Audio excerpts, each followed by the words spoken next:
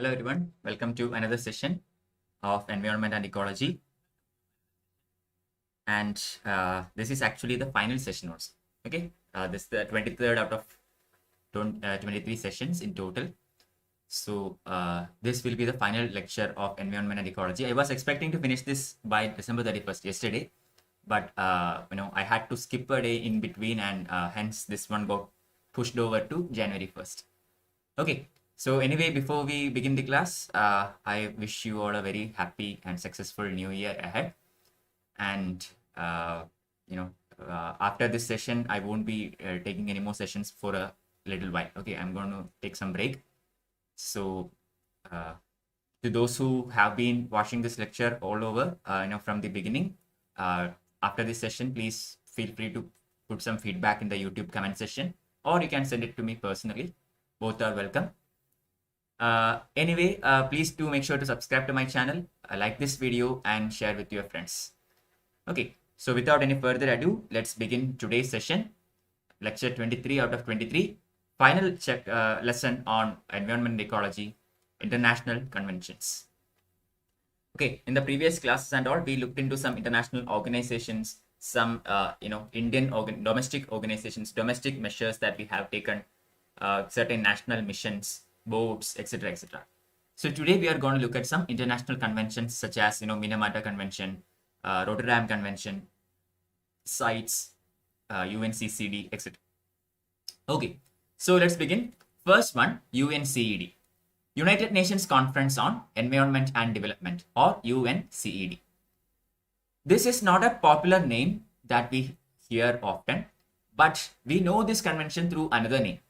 That is the very famous Rio Summit. The summit that happened in Rio de Janeiro, Brazil, back in 1992, which came to be known as the Rio Summit or the Rio Conference or the Earth Summit. The official name of this conference is United Nations Conference on Environment and Development, UNCCD. So I think you already know the background of this conference because we had already looked into this in an earlier chapter. In this conference, a lot of things were discussed. First of all, systematic scrutiny of patterns of production, particularly the production of toxic components such as gasoline, poisonous waste, etc., radioactive chemicals, so and so. Similarly, alternative sources of energy, in order to replace fossil fuels and all, which were creating huge issues to the climate, alternate sources of energy were explored upon. New reliance on public transportation systems. In order to reduce vehicular emissions, more focus was to be given to public transport, common transport systems, rather than encouraging private vehicles. This one also were focusing on decongesting, your highways and roads, etc., etc. Also, the world was facing water scarcity due to the climate changes and all. So these were the main topics that came up in Rio Summit. And this summit resulted in the formation of three main documents: Rio Declaration on Environment and Development, Agenda 21, and Forest Principles. These three were the major documents that came out of Rio Summit in 1992.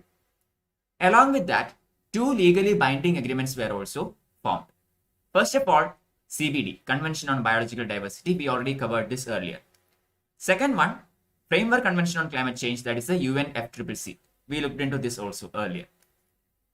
Okay, so this was the Rio Summit. Apart from the above mentioned things, 27 principles intended to guide the future in a sustainable developing fashion was also discussed in Rio. Okay, so the ultimate goal was to put an end to the pollution, to reduce our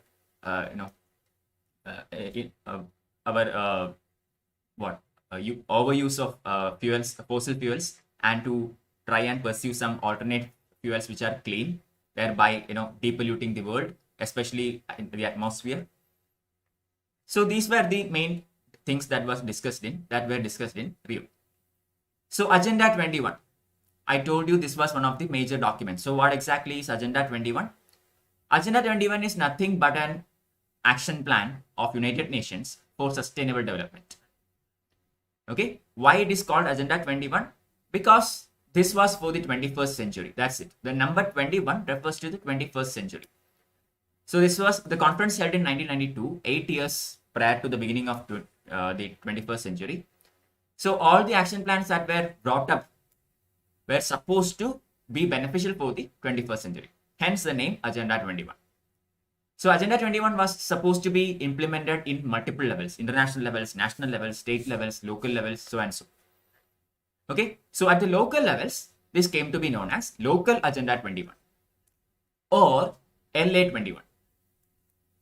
Okay, so this was again same as the Agenda 21, except the level at which it is implemented are the local bodies. So many of the national governments at that time understood the importance of decentralization in conserving the environment.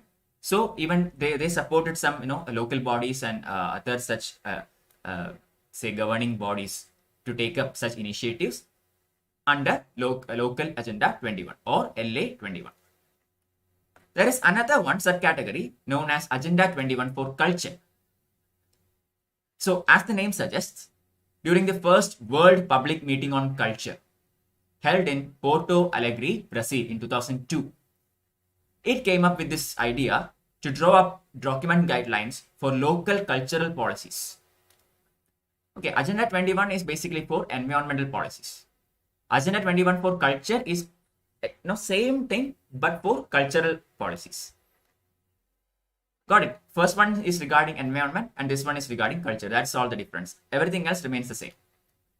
So these were the major outcomes of Rio. Like the last one, Agenda 21 for Culture, came out in 2002, 10 years later, again in Brazil, but a different city known as Porto Alegre.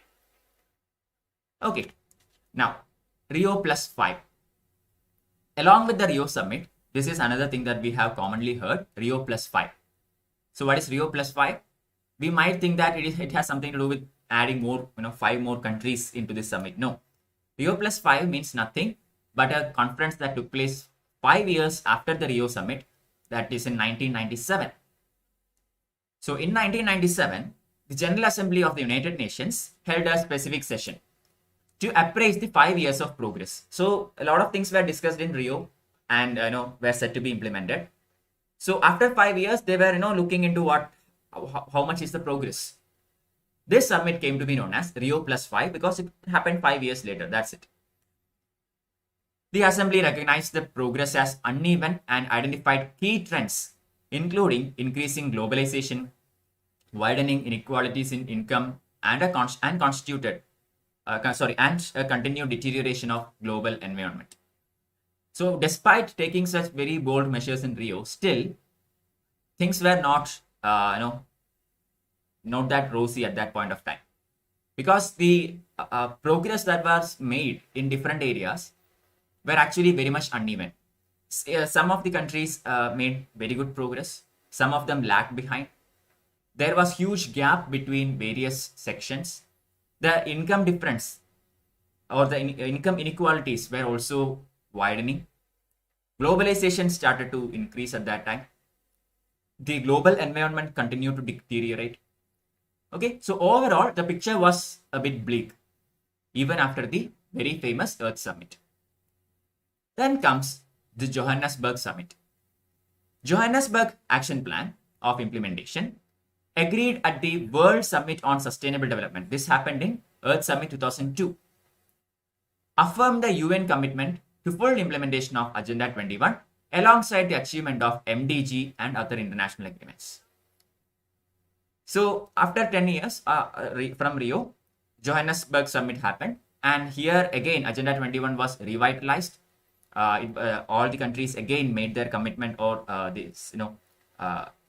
recognized the necessity of implementing Agenda 21. Also, they focused on the Millennium Development Goals, MDG, which was from 2000 to 2015, first 15 years of this century. Okay, after that, MDGs were replaced by SDGs, Sustainable Development Goals, up to 2030. That's the current phase. I think you already know that. So that is the Johannesburg Summit. Lastly, from Rio, that is Rio plus 20. So add 20 years to Rio de Janeiro Summit. So 1992 plus 20, 2012. This conference happened in 2012, again in Brazil, in Rio de Janeiro. Okay, so here, what the major things that were discussed includes how to build a green economy to achieve sustainable development and lift people out of poverty. Okay, how can we build a green economy? So the focus is still on environment. But at the same time, we are also looking at economy, development, poverty, etc. etc. Clear. Second one, how to improve international coordination on sustainable development. These were the main ideas discussed in Rio Plus 20. Okay, so I hope you have at least a very basic understanding on the Rio Summit, starting from 1992, then Rio Plus 5 in 1997, then Rio Plus 20 in 2012. Also, the Johannesburg Summit and Agenda 21. All right, now, Convention on Biological Diversity, or CBD, which this is actually an outcome of the previous summit. CBD is actually a legally binding convention recognized for the first time that the conservation of biological diversity is a common concern for humankind. This was the first in the world, first of its kind in the world. Most importantly, this is a legally binding convention. So all the parties who are signatories to this convention have to mandatorily adhere to this convention. Okay, this convention actually focuses on conservation of biological diversity, and the agreement also covers all ecosystems, species, genetic resources, etc. etc. It's a full holistic approach. Under this one, there are three main objectives. First of all, conservation of biodiversity, obviously. Second one, sustainable use of components of biodiversity. Lastly, sharing of the benefits arising from commercial and other utilization of genetic resources in a fair and equitable manner. We discussed this yesterday. I hope you remember. So these three were the main three goals of Convention on Biological Diversity. Conserve biodiversity, sustainable use of the components of biodiversity, and fair and equitable sharing of the benefits. Okay, now Cartagena Protocol on Biosafety to the Convention on Biological Diversity. So to the CBD, there has been some sub-protocols. Cartagena Protocol is one of them. Cartagena Protocol deals with biosafety. Very important. When you study about these conventions and all, at least try to make sure you know what that convention deals with.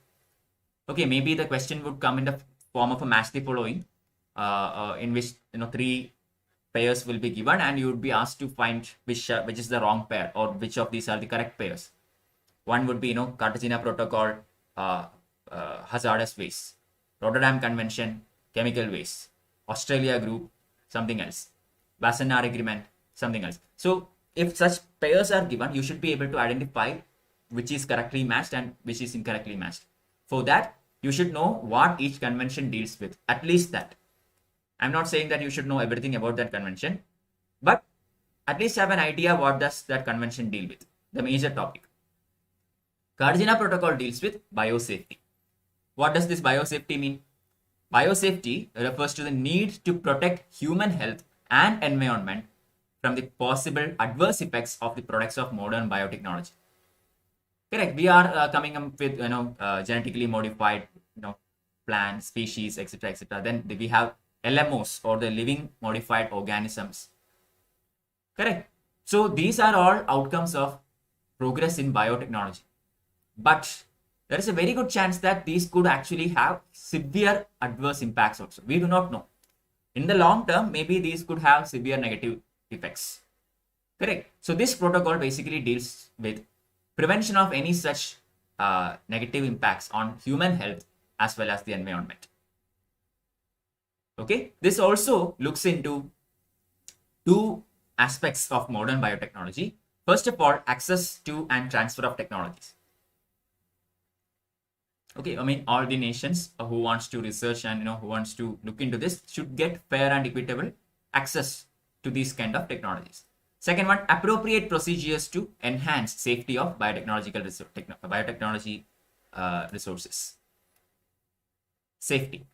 Okay, so access and safety. Both these are concerns of Cartagena Protocol. This is actually an additional agreement to the CBD. CBD is the umbrella agreement. Underneath this one also comes.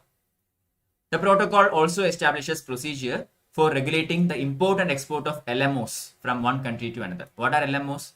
Living modified organisms. Okay, so it's again something like the GMOs, genetically modified organisms. So there are two main sets of procedures. One for LMOs intended for direct introduction into the environment, known as the Advanced Informed Agreement, AIA, and the other for LMOs intended for direct use as food or feed or food processing, known as LMO FFP. Some cases you are directly introducing that modified organism into the environment, but in some cases you are using that as food. So for these there are subcategories. First one is AIA, second one is FFP. Okay, so that is all about Cartagena Protocol on biosafety. Good evening, Seema City. Any questions? No. Okay. So Nagoya Protocol, again something very well known. I'm pretty sure you already know what this is. Nagoya Protocol on access to genetic resources and fair and equitable sharing of the benefits from their utilization. ABS, fair and equitable sharing of benefits arising from their utilization. This is again acceded to the Convention on Biological Diversity and is a supplementary agreement to CBD. Okay, so what does Nagoya Protocol deal with? It deals with access to genetic resources and fair and equitable sharing. Okay, so this one provides a transparent legal framework for the effective implementation of one of the objectives of CBD. All right, biodiversity target. What is biodiversity target? This was actually adopted back in May 2002 during the 6th COP, again to the CBD, Convention on Biological Diversity. So this one aims to achieve a significant reduction of the current rate of biodiversity loss at the global, regional and national level as a contribution to poverty alleviation and to the benefit of all life on earth. This is the exact aim of the biodiversity target, copy pasted as such. Basically, in layman's terms, trying to reduce the current rate of biodiversity loss through any methods possible. So by 2010, we have to achieve this. This was the intended target under the biodiversity target. Only problem was we failed. Okay, these targets were never achieved and it was a total failure. So since we did not achieve that target back in 2010, in the next conference, in the 10th meeting of the COP, which was held in 2010 in Nagoya, Aichi Prefecture in Japan, a strategic plan for biodiversity conservation from 2011 to 2020 was formalized. For the next 20 years, for the next 10 years, a particular strategy was planned in order to prevent the current rate of biodiversity loss. And this came to be known as the Aichi biodiversity targets, which was for the period 2011 to 2020. And this Aichi biodiversity targets had mainly 5 strategic goals. Okay, each of these goals have a lot of sub aims and all, but not that much important. You can read read on it if you want. Simply type Aichi biodiversity targets in Google and you can find all that. So under the biodiversity targets at Aichi, there are 5 main strategic goals. First one, address the underlying causes of biodiversity loss by mainstreaming biodiversity across government and society, bringing the participation from governments and society, and address the underlying cause. What is the basic cause of biodiversity loss? Identify that and address that. This is the most important or the primary goal. Then, reduce the direct pressures on biodiversity and promote sustainable use through any means possible. Maybe by compensatory afforestation or say cultivate whatever is possible in different other areas so that this pressure on forests can be reduced. Okay, and promote sustainable use. Third one, improve the status of biodiversity by safeguarding ecosystems, species and genetic diversity. Fourth one, enhance the benefits to all forms of biodiversity and ecosystem services. Lastly, enhance implementation through participatory planning, knowledge management and capacity building. So these were the 5 strategic goals of Aichi biodiversity targets, which were perfected in the Aichi Prefecture of Japan in 2010. Okay, now Ramsar Convention on Wetlands. We already looked into this one in the chapter that dealt with aquatic ecosystems. I hope you remember. I had already uploaded a diagram showing all the Ramsar sites in India in the Telegram channel. You can download it from there if you want. So please do look into it. Very, very important topic, Ramsar Convention. You have to know what are the different Ramsar sites in India. That's a must. Okay. So Ramsar Convention on Wetlands. The original name of this convention, the official name of this convention is the Convention on Wetlands or the Waterfall Convention. Okay, because it was held in a place called Ramsar, it came to be known as Ramsar Convention. Ramsar is a place in Iran. Okay, this convention was held in 1971 in Iran and came into force in 1975. That's why it is known as Ramsar Convention. Okay, so as the name suggests, the primary aim is to protect wetlands. Okay, one very important thing that you have to keep in mind is this is not affiliated to the United Nations. Okay, this convention is not affiliated with the United Nations system of multilateral environment agreements, at the same time, it is actually working with many other organizations and agencies across the world in the business of protecting wetlands. And as per the convention, World Wetland Day is celebrated in the 2nd of February every year. Okay, this is the only global environmental treaty that deals with a particular ecosystem. That is also important. This one deals with one ecosystem, that is wetlands. That's it. We do not have any other global treaty that deals with one particular type of ecosystem. This is the only one in that fashion. So there are Ramsar sites within the country. There are transboundary Ramsar sites. Okay, there are Ramsar sites which are occupied in two or more countries together. But that does not mean that once it is declared as a Ramsar site, its sovereignty is gone. No, it's nothing like that. The implementation, the protection, everything is done by that respective country only in its territorial region. This convention just promotes or helps or coordinates the activities. That's all. Okay, there is no distinct legal status or anything for these territories. Okay, it is still well within the power of that particular country. Implementation and everything is done by that country only. But overall coordination or any kind of help can be given by the the convention. Okay, but along with Ramsar Convention, there is one other key phrase that is very well known. That's the Montreux Accord. Okay, so Montreux Accord is adopted by the Conference of the Contracting Parties in Brisbane in 1996. Okay, and the Montreux Accord is basically a register of wetland sites on the list of wetlands of international importance. Wetlands of international importance are also known as Ramsar sites. Okay, so basically what Montreux Accord include is a list of Ramsar sites where changes in ecological character have occurred, are occurring, or are likely to occur as a result of the technological developments, pollution, or other human interference.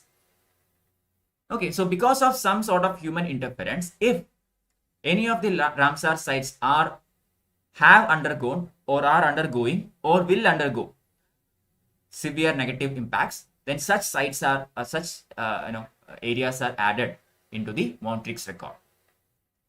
From India, 3 sites were there in Montreux Accord: Koilada National Park in Rajasthan, Loktak Lake in Manipur, and Chilika Lake in Odisha. But at present, there are only 2 sites, that is Koilada National Park and Loktak Lake. Chilika Lake, because of the activities, the conservation activities taken by the Odisha government and government of India, we have managed to pull out Chilika from the Montreux Accord. Okay, why? Because we were able to restore that ecosystem and it is out of any kind of danger or negative impacts. Clear? So at present, only 2 sites from India are listed in the Montreux Accord: Koilada National Park and Loktak Lake.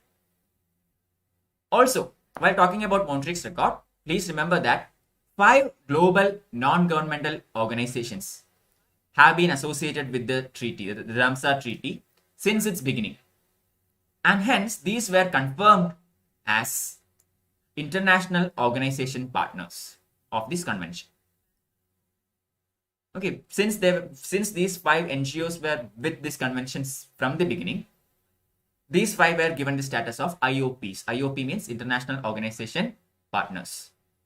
These are BirdLife International, IUCN, IWMI, Wetlands International, and WWF. These 5 organizations, these 5 NGOs were granted the IOP status. Okay, now Shanghai Declaration on Human Well-being and Wetlands. What is Shanghai Declaration? It's nothing, just have an idea what that is. Basically, as the name suggests, the Shanghai Declaration highlights positive action for ensuring human well-being and security in the future under the themes water, climate change, people's livelihood and health, land use change, and biodiversity. That's all. Basically, it focuses on ensuring human well-being and security in the future, based on the themes such as water, climate change, people's livelihood and health, land use change, biodiversity, so and so. Okay, so what does Shanghai Convention deal with? It deals with human well-being. So as far as India is concerned, India became a party to the Ramsar Convention in 1981 and have been, undergoing or undertaking lots of conservation programs regarding wetlands, mangroves, coral reefs, etc., etc. At present, India has 47 sites listed in the wetlands of international importance, or Ramsar sites. There are 47 Ramsar sites in India at the moment. Okay, we also have a national conservation strategy and policy statement on environment and development, which was brought out in 1992, and a national water policy that was brought out in 2002. Okay, now moving on to another one, CITES.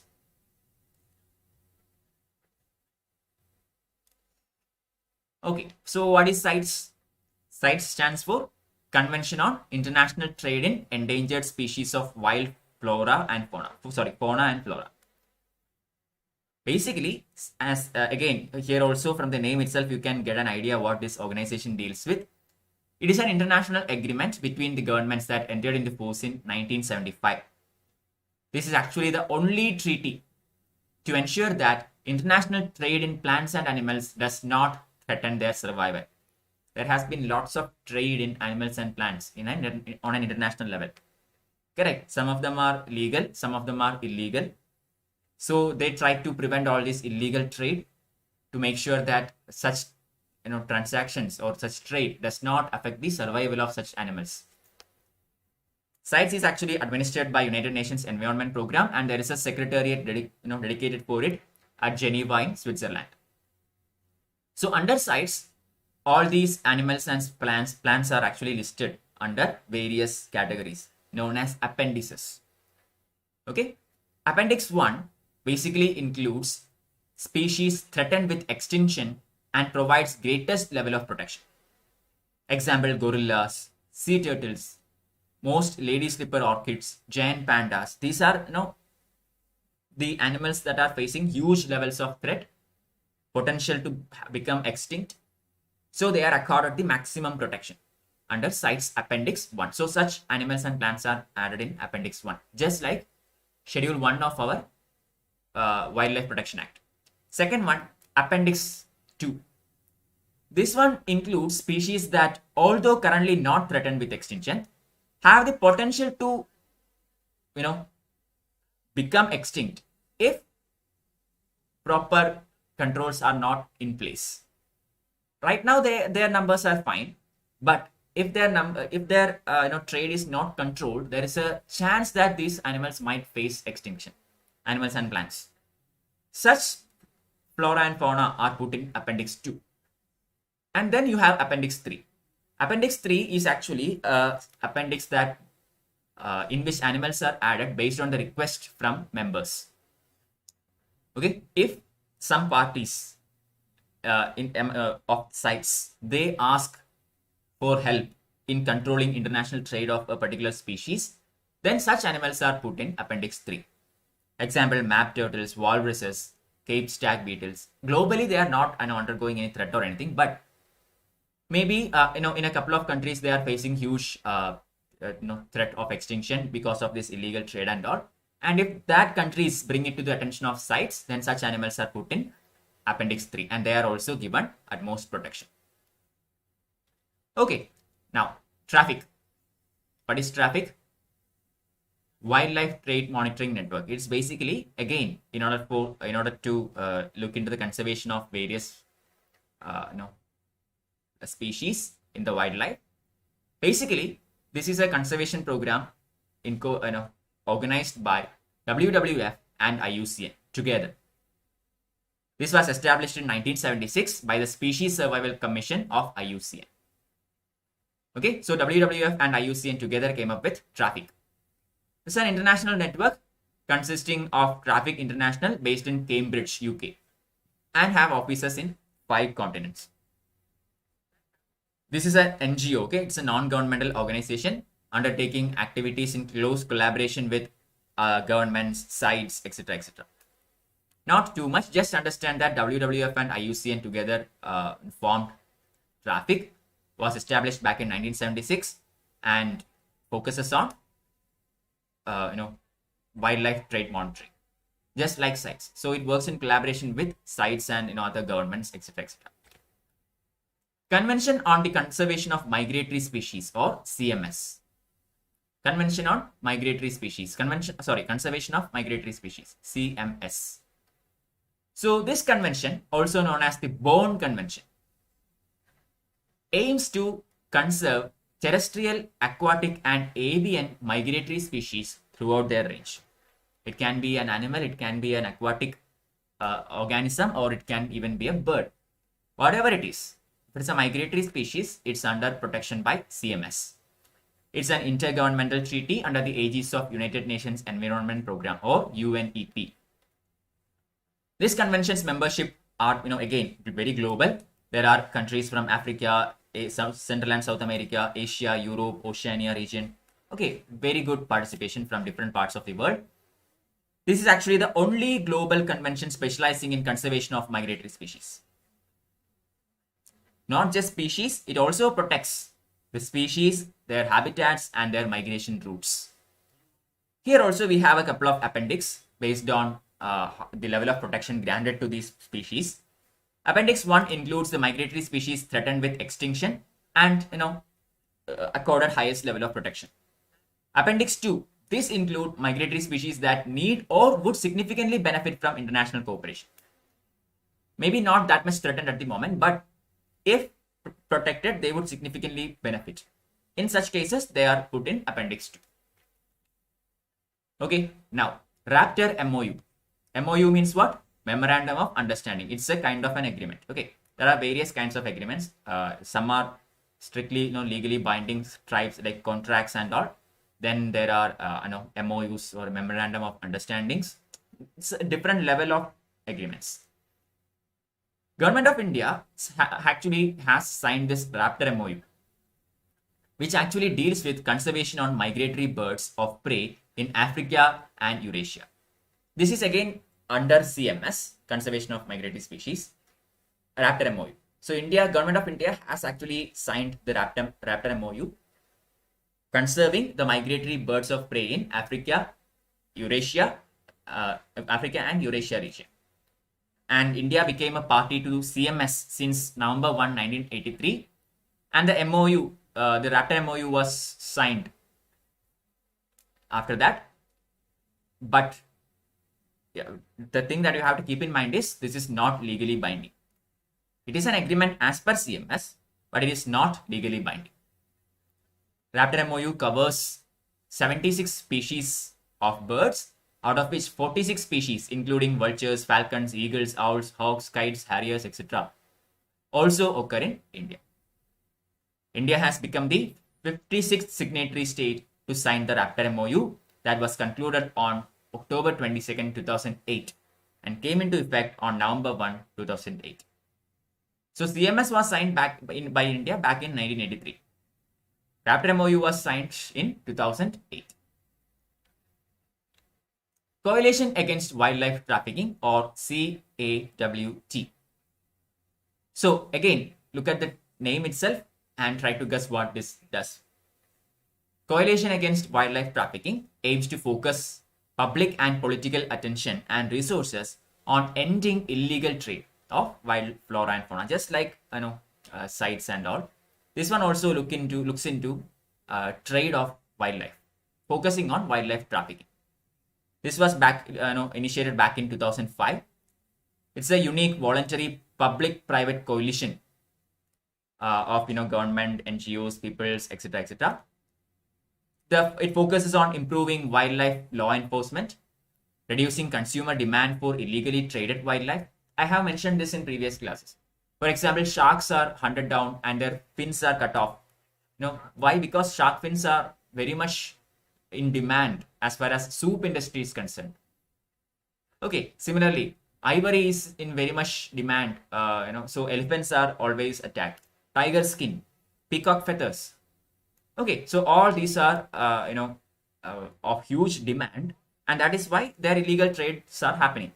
So cut down the demand so that there will not be any motivation for this trafficking at all. That's the idea. Catalyze high level of political will in order to fight all these things. Also, the CAWT organization is not directly involved in any of the enforcement activities. It's not an enforcing agency. Okay, it looks into all these things. It collects data, creates awareness, gives necessary information to all the governments, organizations, so and so. But it's not an enforcement agency. Enforcing goes to the concerned forces in that respective country. Okay, now International Tropical Timber Organization, or ITTO. This is an intergovernmental organization under the United Nations, established in 1986, promoting conservation and sustainable management, use and trade of tropical forest resources.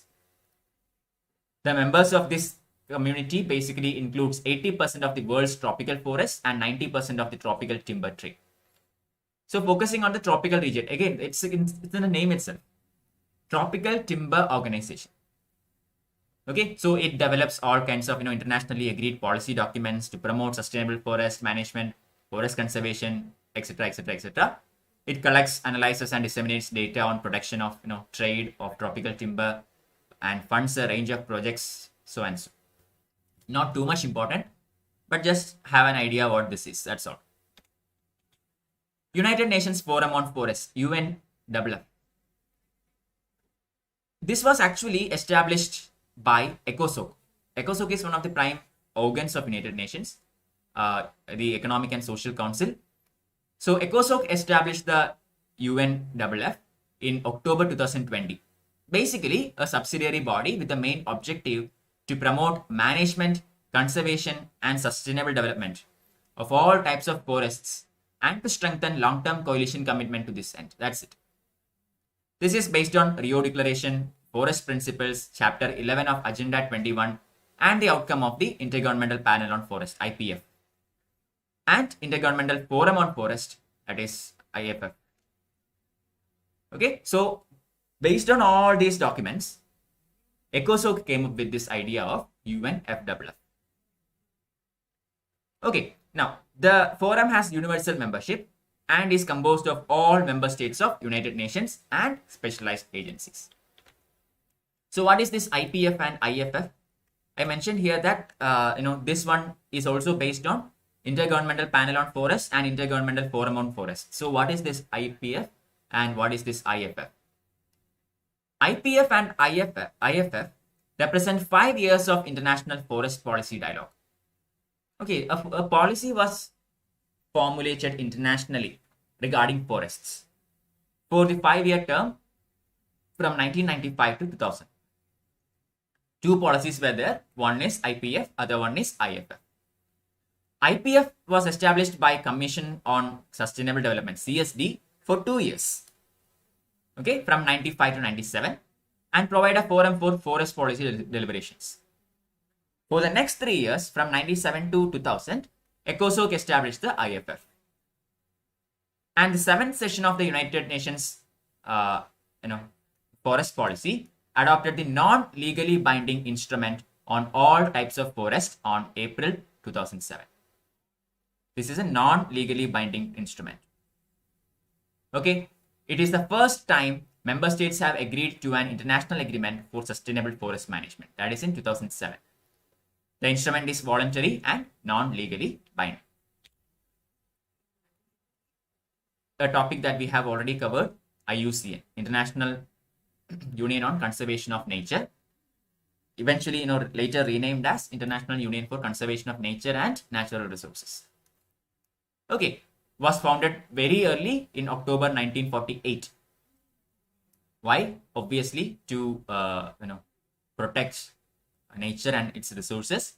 This came into being through a conference held in Fontainebleau in France. The organization changed its name to International Union for Conservation of Nature and Natural Resources in 1956. Okay, and it has its headquarters in Gland, Switzerland. The it actually influences, encourages, and assists societies throughout the world to conserve the integrity and diversity of nature and to ensure that any use of natural resource is equitable and ecologically sustainable.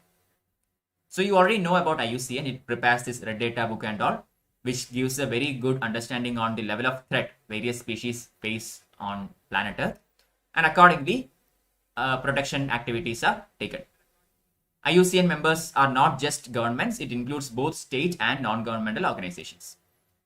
The main focus of IUCN includes biodiversity, climate change, sustainable energy, human well-being, and green economy. These are the 5 priority areas of IUCN. What are they? Biodiversity, climate change, sustainable energy, human well-being, and green economy. Okay, GTF, Global Tiger Forum, again something that we already looked up. This is an intergovernmental organization, international body with members from willing countries to embark a worldwide campaign with the agenda of protecting tigers. Okay, especially saving the remaining 5 subspecies of tigers in the world, distributed over the 14 tiger range countries. What are the tiger range countries? Which are the tiger range countries? We have already looked into that. 14 of them are there. It's in one of the previous classes. Please go and look it up. India is a member of the tiger range countries. This was the Global Tiger Forum was formed in 1994 with its secretariat at New Delhi, and this is the only intergovernmental and international body campaigning to save tiger worldwide. And the General Assembly of this body will meet once in 3 years. GTF. Another one, GTI, Global Tiger Initiative. Not that much important. These are just for your understanding. I'm not going to read through the whole thing. Just understand that GTI is an alliance of governments, international agencies, civil society, private sector, everybody together trying to save tigers from extinction. That's all. It's a Global Tiger Initiative. What are the goals? Very much self-explanatory. You can read it in your own time. Stockholm Convention on POPs. What are POPs? Persistent organic pollutants. Again, we already looked into this while dealing with the chapter on pollution very early in our series. So the Stockholm Convention was adopted on the Conference of Plenipotentiaries on 22nd May 2001 in Stockholm. Who are plenipotentiaries? Basically our diplomats. Okay, so this was brought up on 2001 in Stockholm in Sweden, and that's why it's known as Stockholm Convention. It's actually, the real name is Convention on Persistent Organic Pollutants. So what are persistent organic pollutants? POPs are organic chemical substances which are carbon based and once released into the environment have certain qualities. Number 1, remain intact for exceptionally longer periods of time, many years. It's very hard to get out from the environment. Second, become widely distributed throughout the environment. Very easily it spreads to different areas. Accumulate in fatty tissues of living organisms. Why? Because it is not water soluble. So it will accumulate. Bioaccumulation happens, then biomagnification happens, and it becomes harmful to the entire trophic levels. Toxic to both humans and wildlife. Obviously, especially to the upper level carnivores or the higher trophic levels. Why? Because of biomagnification, the toxicity level keeps on building up and it causes severe stress to the higher trophic level species. Okay, so initially in the Stockholm Convention, there were 12 POPs. Okay, these were broadly classified under three major categories: pesticides, industrial chemicals, and byproducts. Pesticides includes aldrin, chloridane, DDT, dieldrin, endrin, etc., etc. Not too much important. Just understand that the three categories are there: pesticides, industrial chemicals, and byproducts. Initially, 12 POPs were identified. But later on, in the fourth meeting, which was held in 2009, this was amended and 9 new POPs were also added to the list. Okay, so initially it started with 12 and later on in the fourth convention, 9 more were added. Basel Convention, very famous. It deals with transboundary movement of hazardous wastes and their disposal. Okay, so Basel Convention actually deals with the control of transboundary movement of hazardous wastes and their disposal. This was adopted on 22nd March 1989 by the Conference of Plenipotentiaries in Basel, Switzerland. That's why it's known as Basel Convention. Why? Because at that time there was a huge public outcry, because in African countries and such other parts of developing world, there has been occurrences where a lot of toxic wastes have been deposited by some other developed countries. Okay, developed countries basically dumped a lot of toxic waste and etc. from their nation into these developing countries like African nations and all. That is why Basel Convention was called for in 1989. So what would be the objective of this convention? Basically, to protect human beings and human health and environmental health against any potential hazardous wastes. Okay, so it brings in a lot of laws and regulations on what kinds of waste can be imported, what can be exported, how to transmit these wastes, how to handle them, how to deposit them. Okay, all the how to completely deposit them in such a way as to prevent any kind of toxicity to human health or environment. All these are listed under the Basel Convention. You can read about it more in from the convention document itself. It is available online. You can download it. Rotterdam Convention. What is Rotterdam Convention? Again, another convention adopted in 1998 by the Conference of Plenipotentiaries in Rotterdam. Rotterdam is a place in Netherlands. Although this convention was adopted in 1998, it was entered into force only in 2004. This again is a legally binding convention for implementation of prior informed consent, PIC. This is the keyword in Rotterdam Convention, PIC, prior informed consent. Okay, this is actually initiated by UNEP and FAO in 1989 and ceased on 24th February 2006. So what does this convention deal with? It deals with prior informed consent on certain kinds of pesticides and industrial chemicals. Okay, some of these pesticides and industrial chemicals eventually prove to be very harmful. So prior informed consent is required in certain cases while dealing with these kinds of chemicals. Rotterdam Convention basically deals with such things. And such chemicals are actually kept under the Annex 3 of this convention. So here, the chemicals listed in Annex 3 includes pesticides and industrial chemicals that have been banned or severely restricted for health or environmental reasons by 2 or more parties and which the Conference of Parties have decided to subject to the PIC procedure.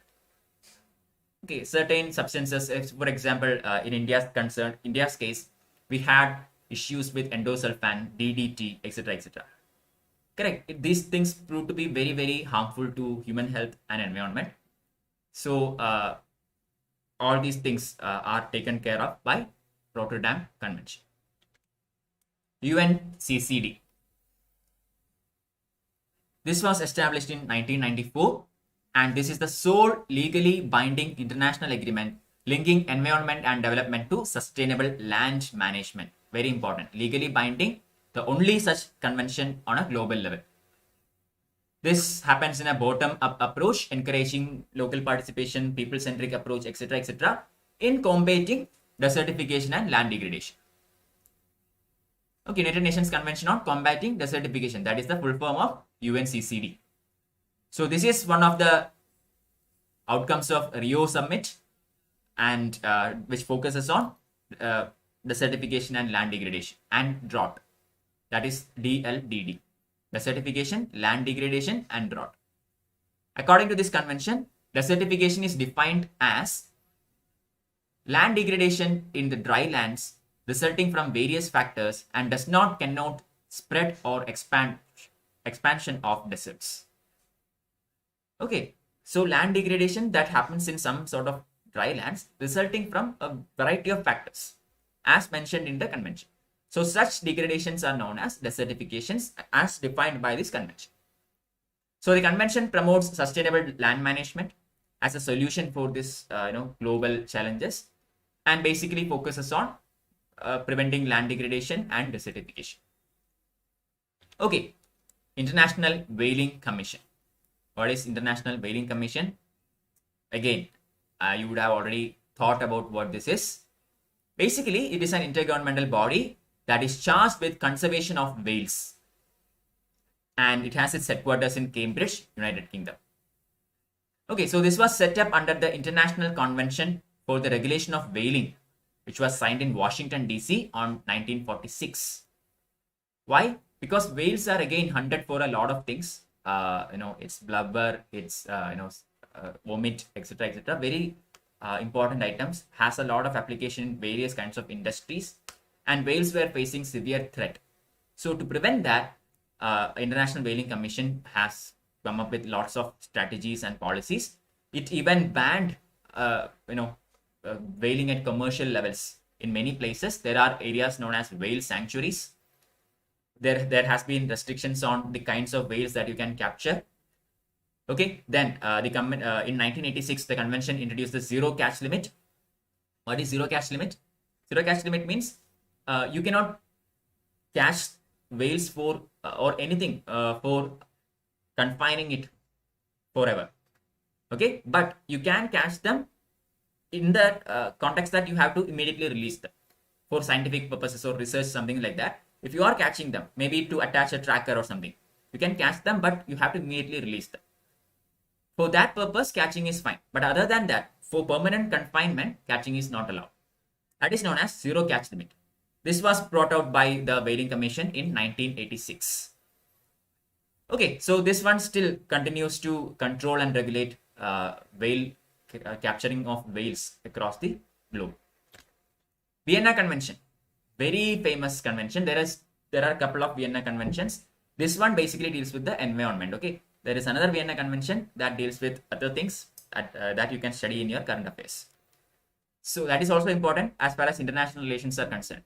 Please do look into that also. So Vienna Convention was adopted in the year 1985 and came into force 3 years later in 1988. This acts as a framework for international efforts in protection of ozone layer. However, it does not include legally binding reduction goals. It is not a legally binding treaty.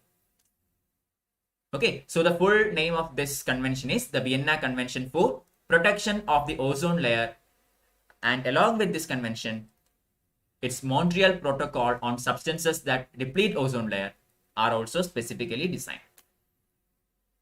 The convention broadly deals with the protection of ozone layer. Montreal Protocol comes up with specific things that deals with substances that deplete ozone layers. We looked into both of these earlier while we talked about ozone and ozone pollution, ozone depletion, etc. So the Montreal Protocol on substances that deplete ozone layer was designed to reduce the production and consumption of ozone depleting substances to reduce their abundance in atmosphere. Okay, I hope you remember how ozone depletion happens, how this polar vortex contribute to that. Why is it more pronounced over the Antarctic region than in the Arctic region? I have explained all these things in previous classes. I hope you remember that. This treaty was opened for signature from 1987 and came into force in 1989, followed by the meeting in Helsinki. India became a party to this convention on 1991 and became a party to Montreal Protocol in 1992, 1 year later. Okay, so based on India's commitment to this protocol, the Ministry of Environment and Forests have established an ozone cell and a steering committee on the Montreal Protocol to facilitate implementation of India country program for phasing out the ozone depleting substances by 2010. Okay, so basically Vienna Convention deals with substances that pollute ozone, substances that deplete ozone layer, and helps to take any actions that protects the ozone layer. Montreal Protocol again deals with same thing, substances that deplete the ozone layer. Kigali Agreement. So during the Montreal Protocol, the primary focus was on chlorofluorocarbons, CFCs. These were the primary pollutants. Primary agents that deplete ozone layer. Okay, but at that time, these CFCs were replaced by HFCs, hydrofluorocarbons. So the scientists thought that, okay, hydrofluorocarbons does not have any potential threat to ozone layer. So that could be a very good alternative. Only problem was HFCs were hugely global warming gases. Okay, HFCs were contributing very heavily to global warming. So although it does not pose any threat to the ozone layer, still global warming is a severe issue. And especially in the current century, in the modern era, global warming is causing huge threat. Okay, so that is why Kigali Agreement came into existence, in order to prevent and prohibit use of hydrofluorocarbons and to replace HFCs with something else. Alright, and decisions were taken in Kigali Agreement. Kigali is a place in Rwanda. Okay, in the country known as Rwanda, it's an African country. So in the Kigali Agreement, some decisions were made and actions were taken to prevent the use of HFCs. And this agreement came into force from 2019. From 2019 onwards, Kigali Agreement is in force. Under Kigali Agreement, all the nations were categorized into 3 major groups. Group 1, including developed countries, they have to reduce their use of HFCs by 10% by 2019 from the 2011-13 levels, and by 85% by 2036. That was the target for developed countries. For a second group of developing countries, including China, African nations, etc., they have to launch this by 2024. 5 years extra given. Or a reduction of 10% compared with 2020-2022 levels must be achieved by 2029, and to be expanded to 80% by 2045. Third group got some more relaxation, and this is the group where India is a party.